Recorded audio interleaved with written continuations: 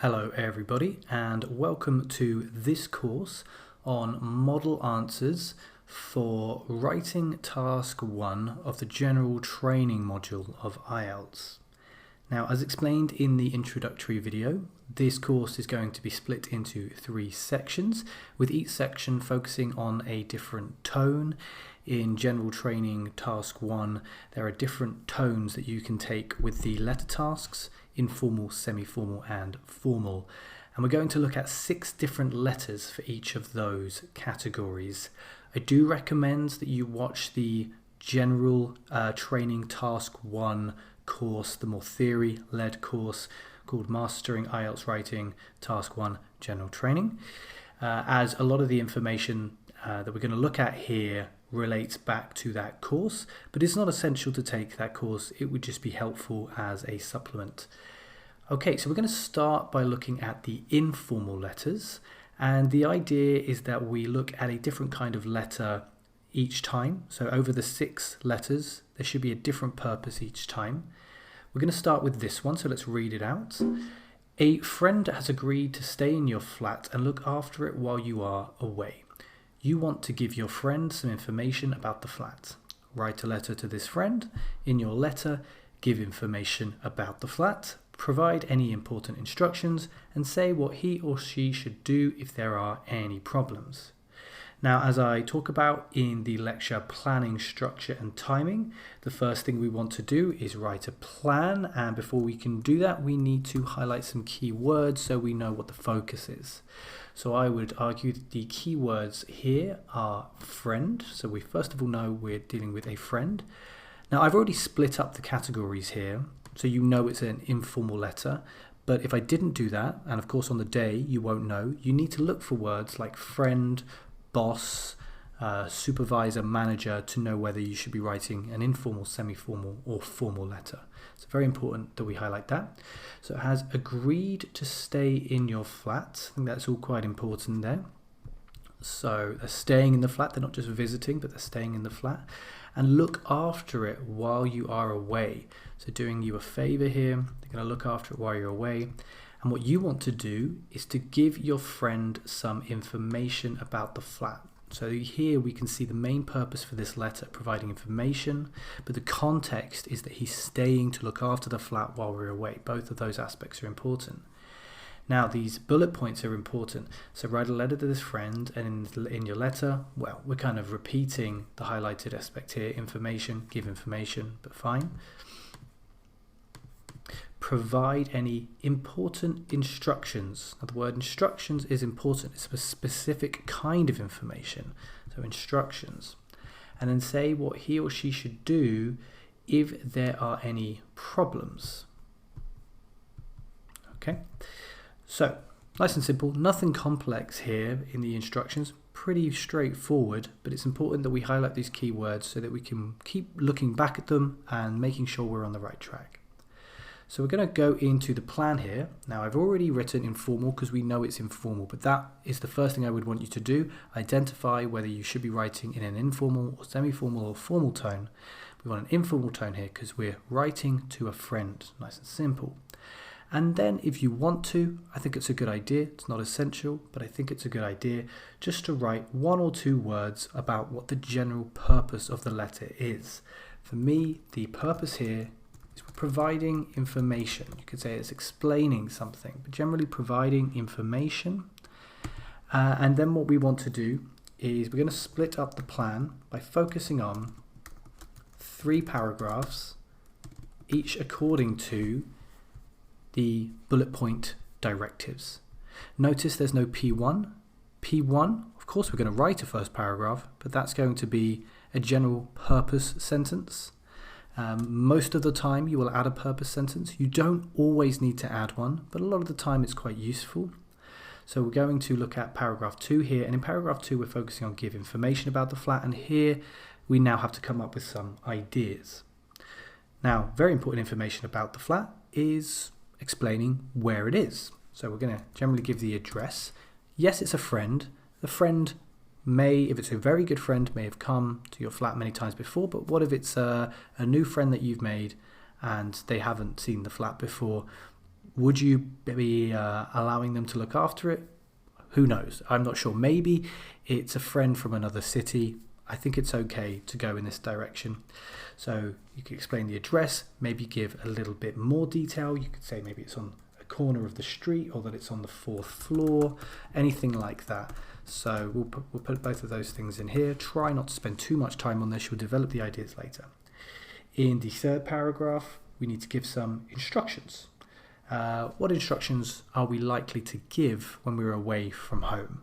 What typically needs to be done even in our absence? A lot of people have plants and they would like those plants to be watered. So we'll say, water the plants. That's going to be tricky to expand into a whole paragraph. So maybe something else as well. Maybe something specific to your flat. Maybe you have a slightly awkward machine, like a washing machine that you need to keep to a particular setting. So maybe we'll talk about that as well. What setting should it be kept at? And then finally, what they should do if there are any problems. Well, first and foremost, if it were me, I would want them to call me if there are any problems. I'd want to know about them, or email me, any kind of contact. And then I think that's okay. I'm not sure we need to go too much further with that. The paragraphs do not need to be equal length. They just need to answer the questions given and provide a little bit of detail. So let's move away from the plan here. We have the plan and we can now focus on writing the task itself. You're always given the dear in the actual task itself. Remember, 150 words minimum. I'm sure you know about all of this already. So dear. Now, what kind of name should we write here? Should it be a Mr. something? Should it be a full name?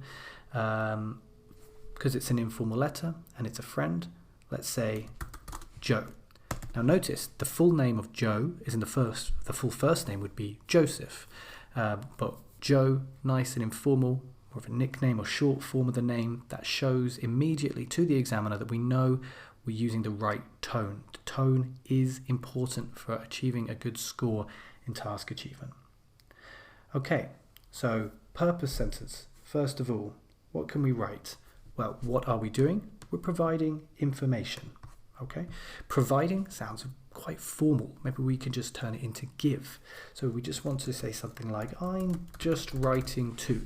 Now this I'm just writing to, you'll learn vocabulary like this if you go to the task 1 course, the theory course.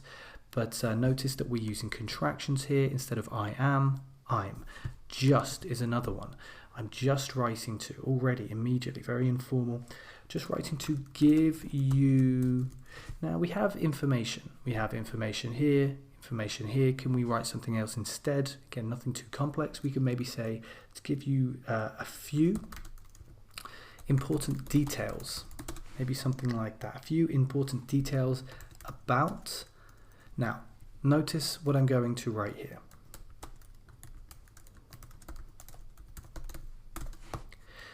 What I've just written here suggests that the reader already understands what we're talking about, that we share information, that we both possess this shared information. When I say the flat, that may look a bit strange because usually we start talking about something for the first time with an indefinite article and then we go on to use the definite article. But we're using the definite article here because the recipient of the letter knows about the flat we're talking about. He understands which flat we're talking about. We share this information. This is something that appears more in informal letters as well. I mean, we could write my flat, but he knows it's our flat. So we just say the flat. It's a little bit more informal, but it's very useful to add for next month. So all of the details have been arranged in terms of scheduling. We're just providing some details. And that's all we need. For a purpose sentence, keep it nice and brief. That's actually a fairly long purpose sentence, but the purpose is very clear there. And then we can move into actually providing those details. So let's do that now. Let's start very simply. Don't have to do anything fancy. The address is, that's what they're going to want to know first of all. Let's say the address is 71 Belmont Avenue. Okay, very short sentence, very simple. That may look a little bit too simple, don't worry about it because you're going to show your complexity later on. Not every sentence needs to be this sparkling, complex form, particularly when it comes to informal writing. You don't want to overdo it, as otherwise it looks a little bit strained. So let's talk about how to find this address. Notice the contraction again. It's easy enough to find. Simple vocabulary, but at the same time, it has a level of complexity that's a bit more subtle. It's easy enough to find. Now notice this as well. We're going to move into a complex grammatical form. We're going to use a conditional.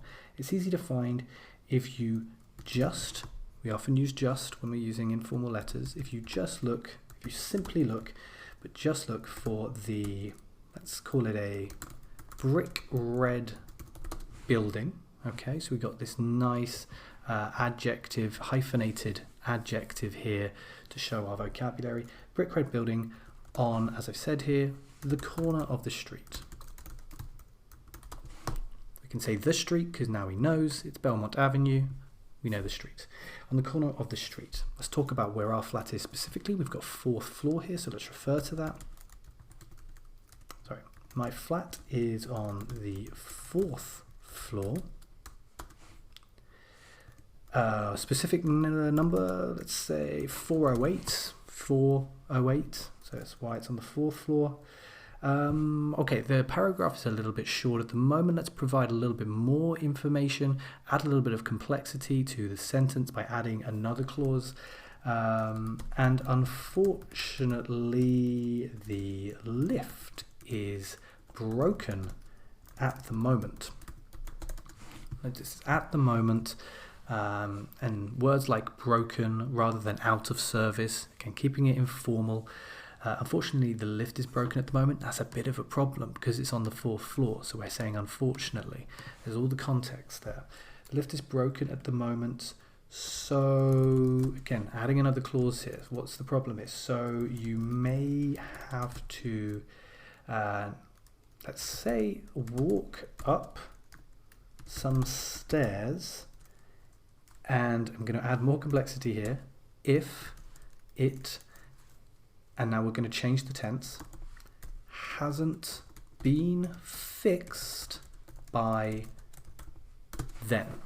Okay, now this, although the vocabulary is nothing too complicated, nothing too advanced, the grammar in which the vocabulary is set has a level of complexity that's subtle, but it's definitely there.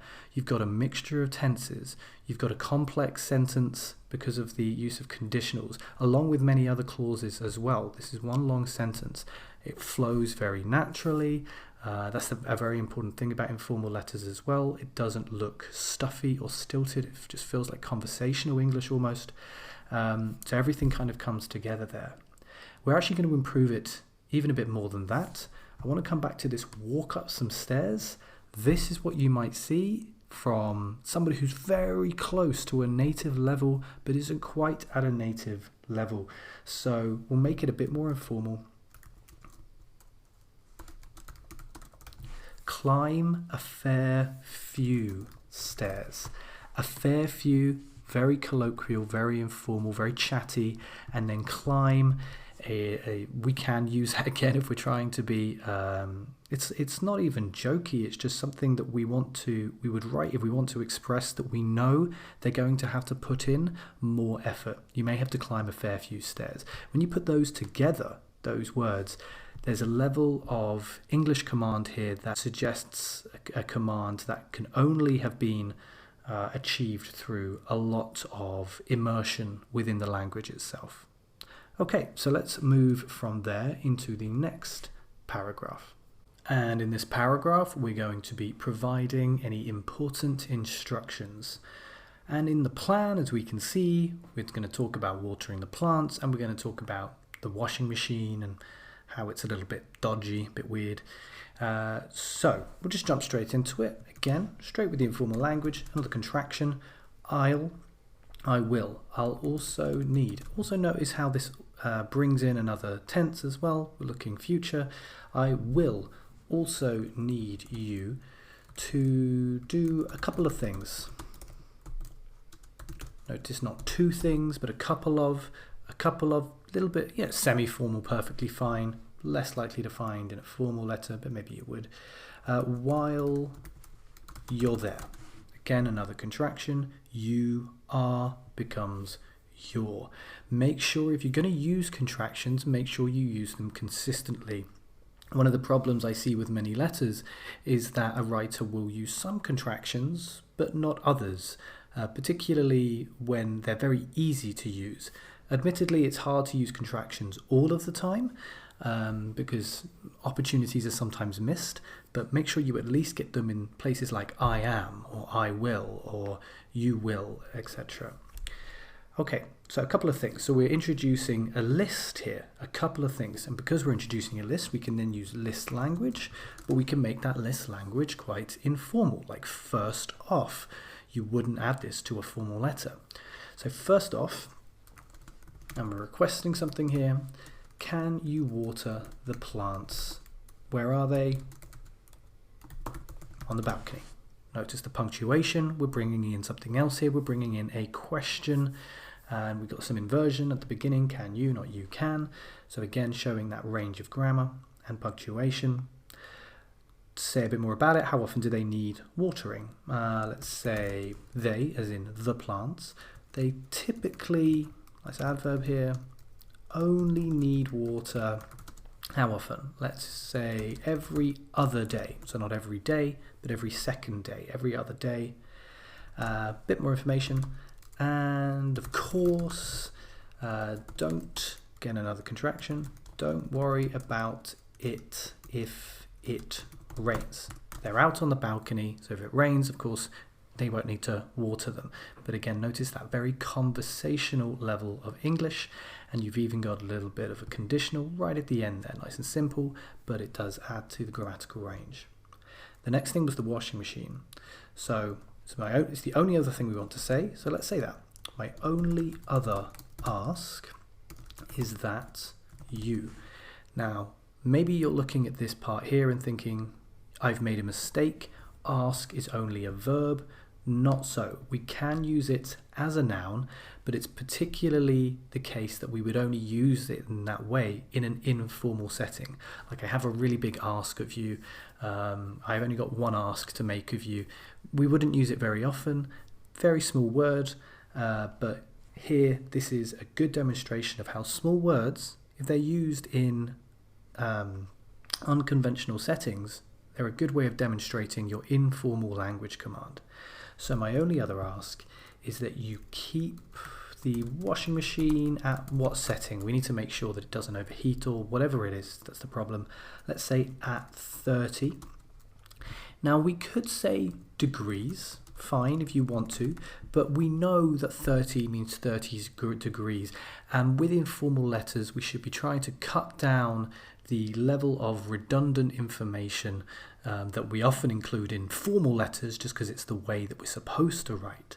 So we can just say 30, that's fine, it's how we would speak. The washing machine at 30, why? As it, here's some nice informal language. Takes a funny turn. So it does something unexpected, acts kind of strangely. We can say it about people, we can say it about things. It seems to take a funny turn at any temperature higher than that. Notice the referencing here.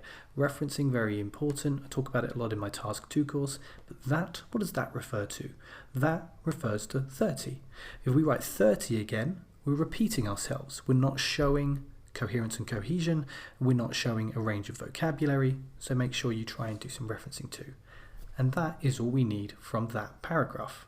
Now notice there's quite a lot going on here already. We're already at 147 on those words. So we're going to keep that last paragraph nice and short. It doesn't matter that it's not going to be the same length as the others. It's only important that we address this issue here. And we only need to say what he or she should do if there are any problems. And all we need to say is that they should call us. Let's begin with something still kind of informal. Notice the contraction. I can't imagine anything going wrong. We're trying to reassure them that it will be fine, they don't have to worry. I can't imagine anything going wrong. Let's say, but you know, you can always call me. Yeah, fine. Let's be a little bit more advanced. You can always reach me on my mobile if you need. Another conditional at the end. But these are the types of sentences or sentence segments that can be useful in so many different informal letters. You can always reach me on my mobile if you need. Lovely informal natural vocabulary, lovely conditional structures. Excellent. Notice we have a little comma here. The only reason for that is that we're changing the subject of the clause. So here we've got I can't. Over here we've got you know. If we do that, although we're looking at a coordinating conjunction and not a subordinating conjunction, like while or whereas or although, we have that comma there. We should have, it's not super important, don't worry about it too much, but that's the reason for the comma. So we just need to finish by closing off the letter, and you can just finish with best.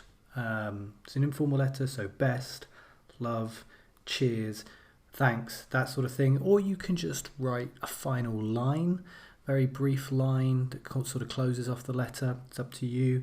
I'm just going to write a very brief line here, and it's going to be a very simple and informal thanks so much for your help. And we'll add an exclamation mark at the end there just to emphasize it. As I've talked about in the theory-led course, only use exclamation marks in informal letters and only use them if you're very comfortable that you're using them accurately and in an appropriate setting. Otherwise, just write a full stop. That's also perfectly fine. And then we'll just finish with best and then final name. I'm just going to use a variety of names as we go through this. We'll just finish with Evan. The point here is it's just a first name. It's not a full name. It's not a Mr. Spark or whatever. Just Evan at the end. And that brings us to a close for our first letter. So what you should have seen with this informal letter looking at providing information is very clear responses to each of the task directives. So we've covered everything that we need to. There's a very clear and logical structure to the paragraphs, and they run very coherently. They're very easy to understand. The points are very easy to understand. The vocabulary is wide-ranging, but it's also appropriate for the tone. It's not too fussy, it's not too sophisticated, it's very conversational, but it does have range as well. And there are a variety of grammatical structures as well, but again, it doesn't read like an essay, it reads more like a conversation. But that doesn't mean that you can't use a range of grammatical structures, and we've given evidence of that here. So after each of these letter lectures, I'm going to give you an exercise to do, which you'll be able to find in the resources in the curriculum now, which will just ask you to fill in the gaps of some of the sentences from this letter, just to help consolidate the vocabulary and the grammar that you've seen in this lecture. And once you've done that, you can join me in the following letter lecture. So I'll see you there.